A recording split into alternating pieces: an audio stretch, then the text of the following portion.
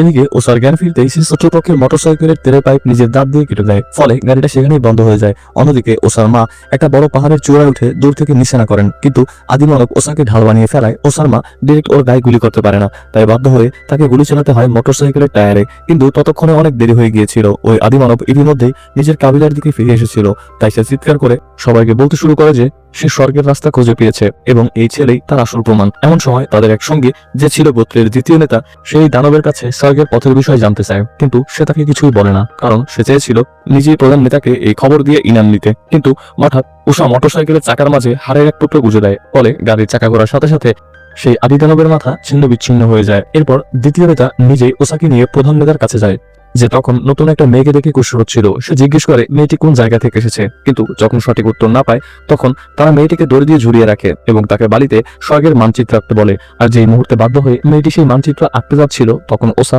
তাকে দুটো লাথি মেরে সেখানেই মেরে ফেলে, যার ফলে এখন কেবলমাত্র ওসাই জানে স্বর্গের আসল রাস্তা। তাই বড় কর্তা জোর জবরদস্তির পথ ছেড়ে দিয়ে হাসি মুখে বলে, ভয় পেও না, আমি নিজেই তোমাকে তোমার ঘরে পৌঁছে দেবো। তারপর সে ওসাকে বিশ্রাম নিতে পাঠায়। পরবর্তী বার দেখতে ভিডিওটিতে একটি লাইক দিয়ে চ্যানেলটি সাবস্ক্রাইব করে আমাদের সাথেই থাকুন।